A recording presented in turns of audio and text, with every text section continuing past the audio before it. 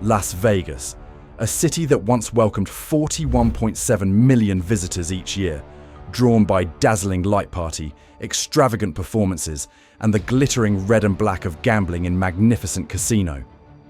They came to escape reality, to live a few days in the illusion of wealth. But there's a truth that very few people notice. The biggest gamble in Vegas doesn't happen at the gaming tables. It's happening right outside the door, on the stinking streets, under the flashing neon lights, where the homeless are betting their every dreams against fate. As millions of dollars change hands every night, hundreds of people sleep under bridges, next to tents and graffiti-covered walls that reek of urine. In a city where you can spend $10,000 in just an hour, there are also people who can't find $5 to buy dinner. Vegas is no longer just the entertainment capital.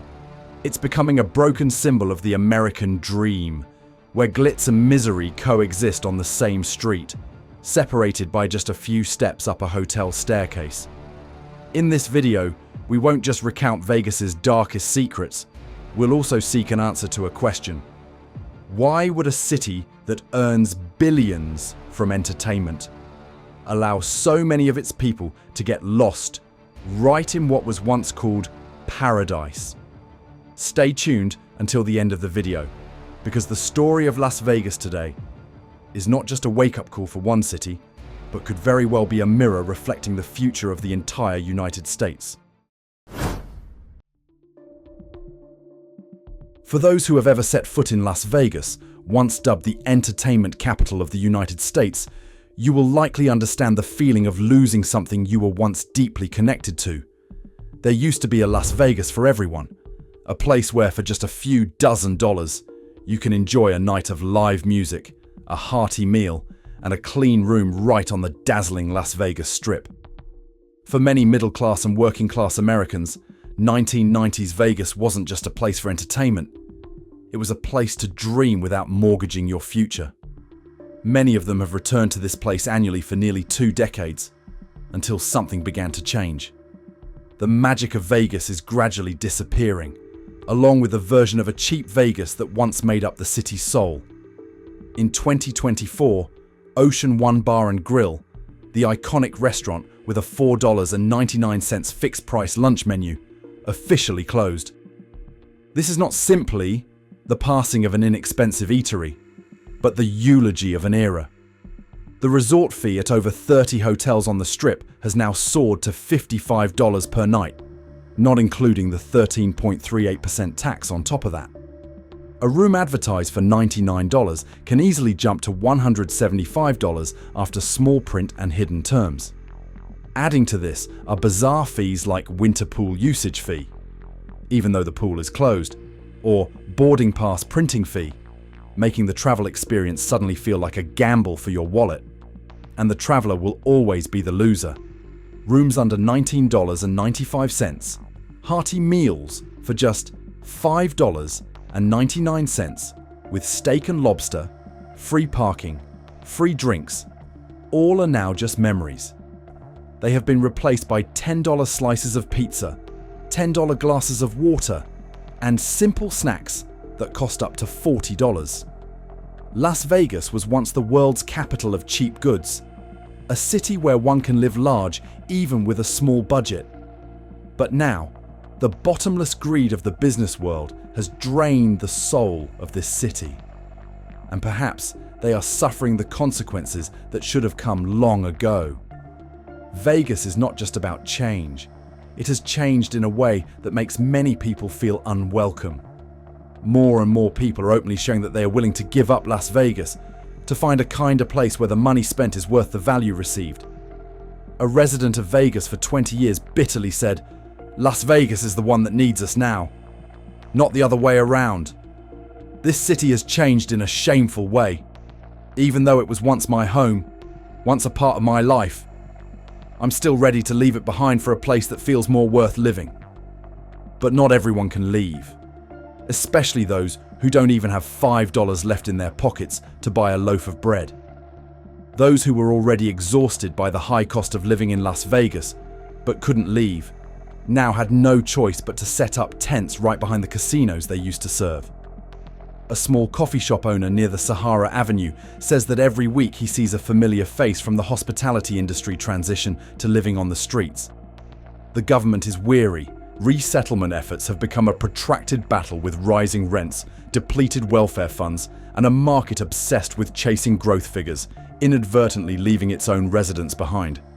So, in the end, what really disappeared? A restaurant? A price? Or is it the feeling of belonging, without having to show off endless numbers in an app account?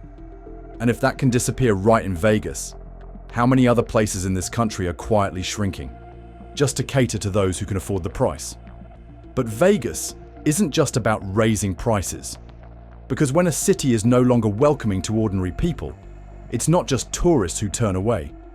Even those who were once committed to it were forced to back down. And for some, that step back wasn't just about leaving Las Vegas. It was about falling out of the system altogether.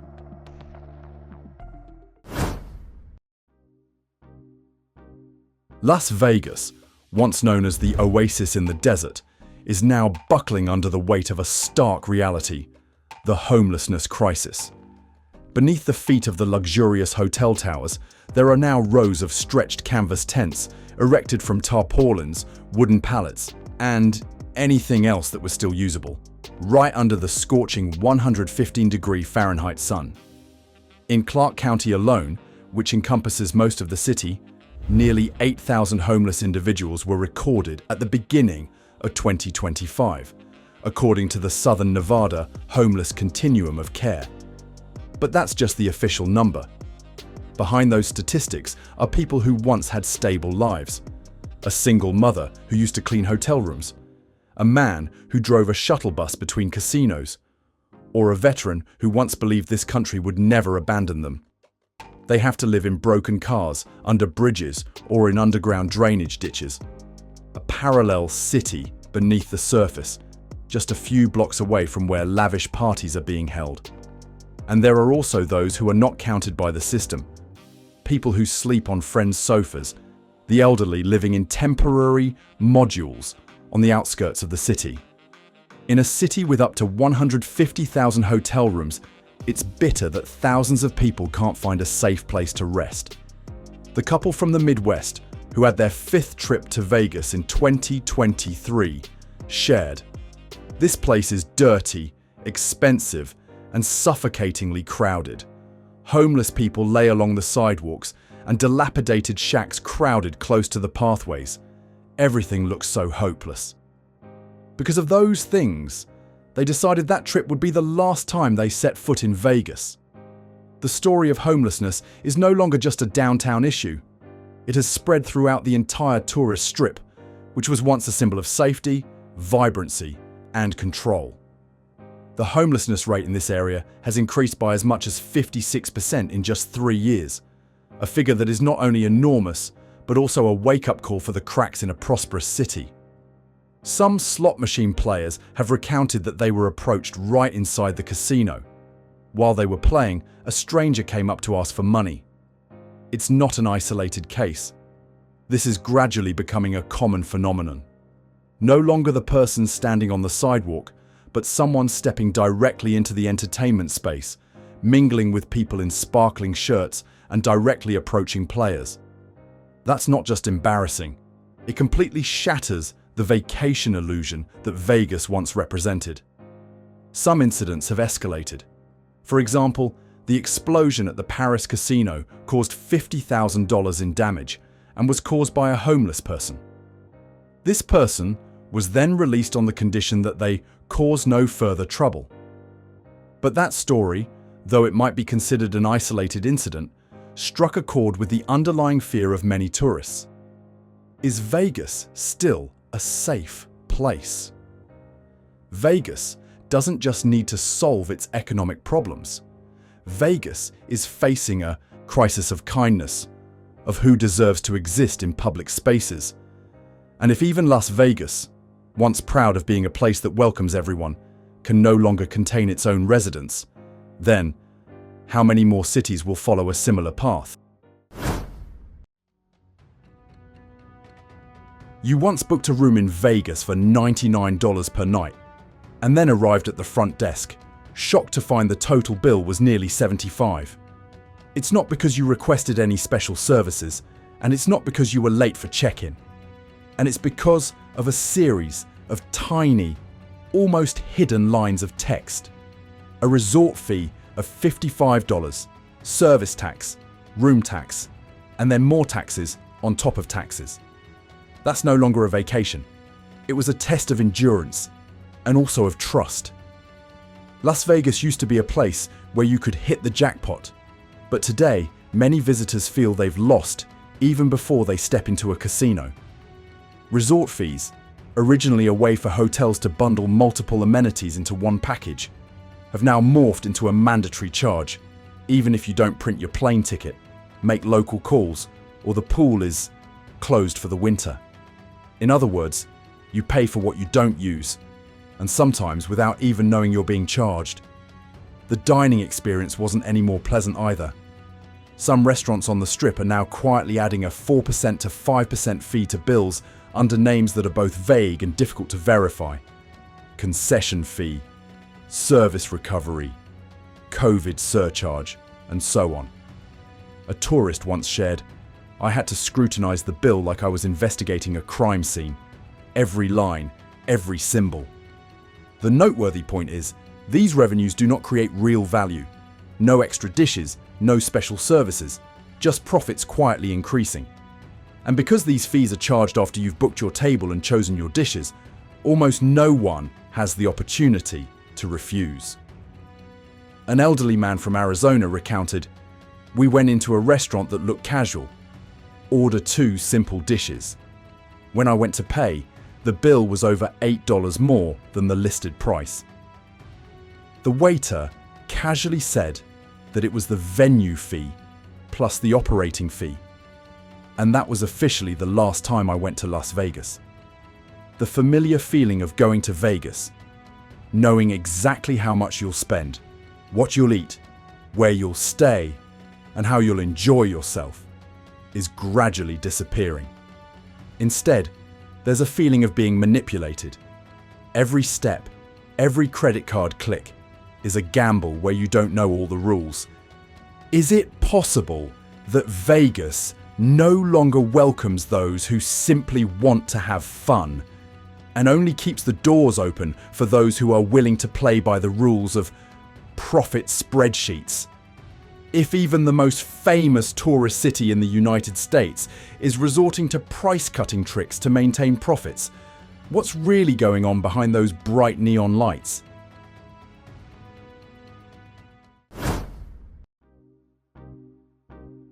Las Vegas was once a symbol of accessible luxury, a city where ordinary people could also experience the feeling of being high society. But today, a reality is turning even those who once loved this place away. Las Vegas is gradually becoming unwinnable, not just for gamblers, but also for those who once believed they could find a little excitement, a little dream, without having to sacrifice too much. Once the heart of Vegas, blackjack, craps, and roulette tables are now being pushed into the shadows. Instead, hundreds of cold, soulless slot machines sprang up like mushrooms. For casino operators, this is very understandable. Slot machines generate much higher profits. No need for a dealer, no need for a supervisor, no need to pay benefits or health insurance. Just plug it in and collect the money. But for players, this is a silent but bitter change. Modern slot machines are designed to keep players engaged for as long as possible. Flashing lights, constant winning sounds, and carefully calculated dopamine effects. Meanwhile, the house edge, the advantage in favor of the casino, is becoming increasingly higher.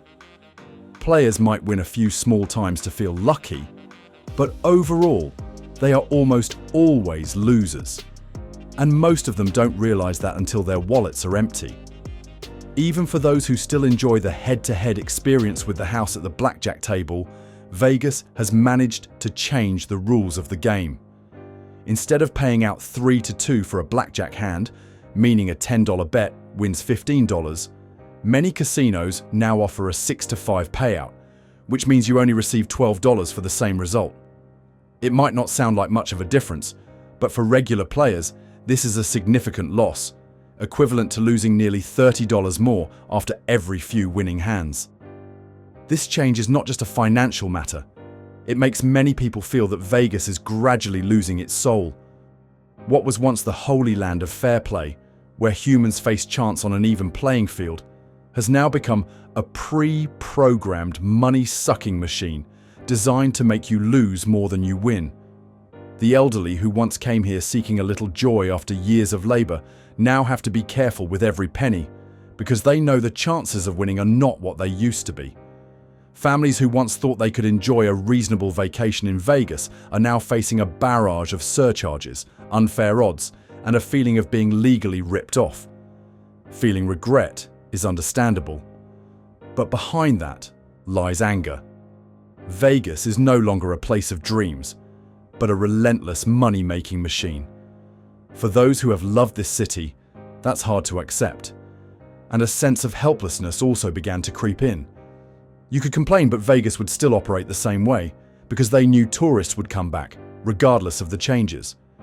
So, what happens when the very people who were loyal to Vegas, the older regulars, the thrifty, middle-class families, start to turn away?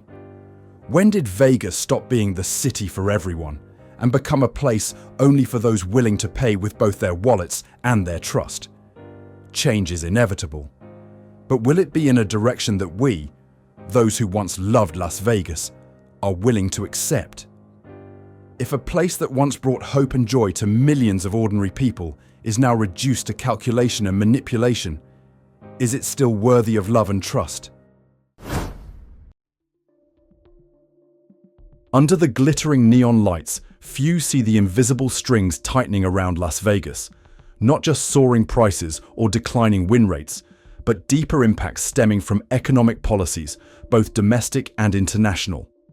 The transformation of Vegas not only reflects decisions by local corporations, it's the result of a chain of events from national monetary policy to global capital flows. In recent years, high interest rates and persistent inflation have disrupted the lives of millions of Americans. But for Las Vegas, a city almost entirely dependent on discretionary spending and tourism, the impact is more pronounced than ever. As the cost of living rises, airfare becomes expensive, and wages don't keep pace with housing prices. Taking a trip to Vegas is no longer as easy an option as it once was.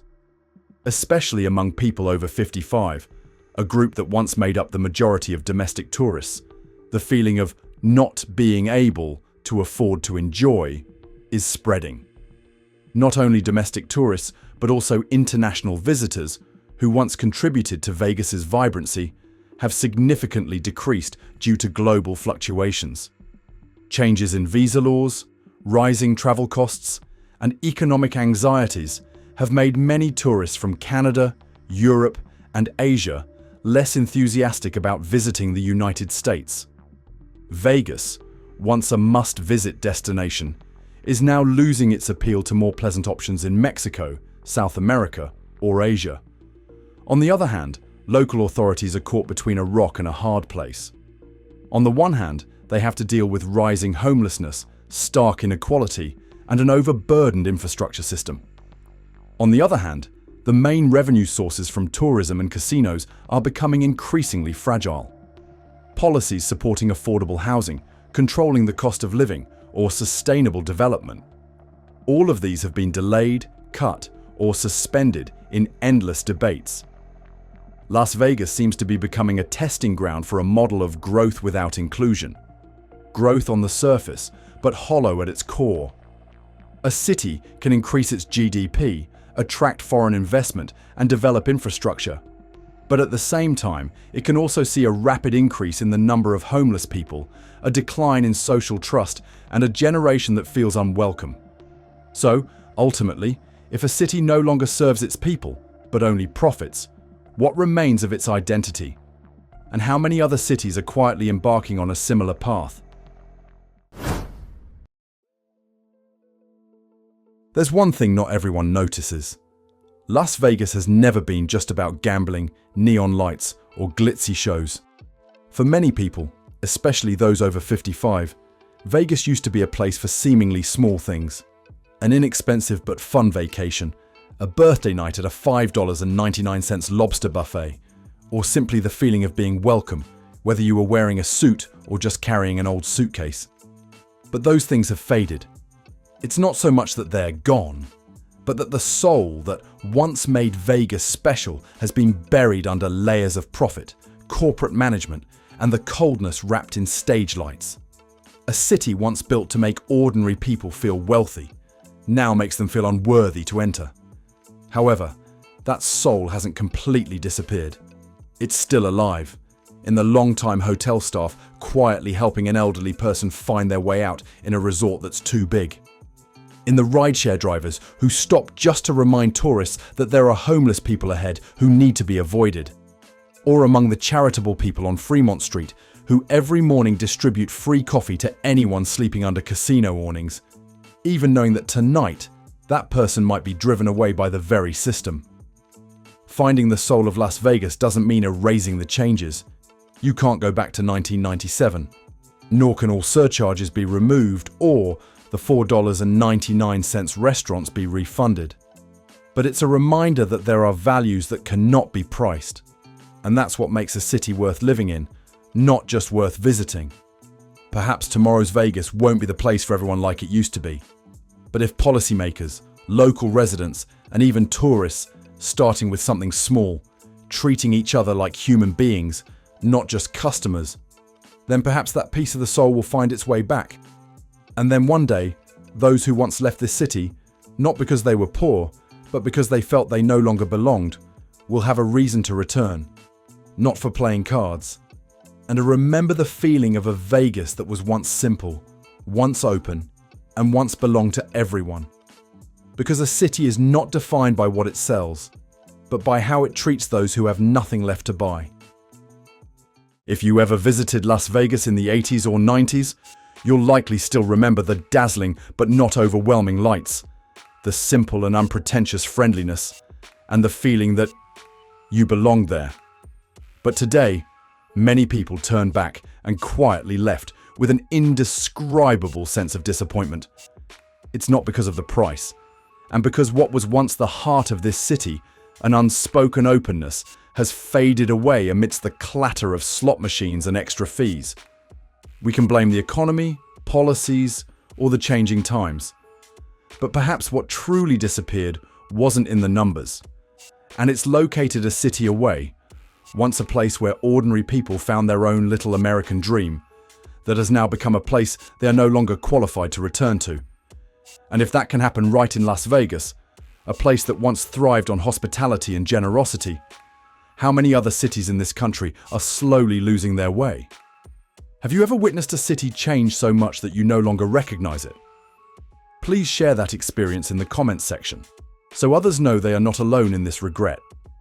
And if you believe there are still places in this country that retain their soul, don't hesitate to spread that. Subscribe to the channel to join us on our upcoming journeys, where we don't just tell stories, but rediscover values that are gradually being forgotten together with you.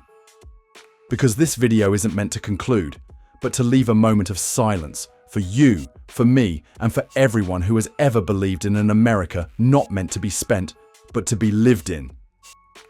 This video is built from public data sources, field observations, and accounts from real people who have lived, worked, or experienced Las Vegas over the years.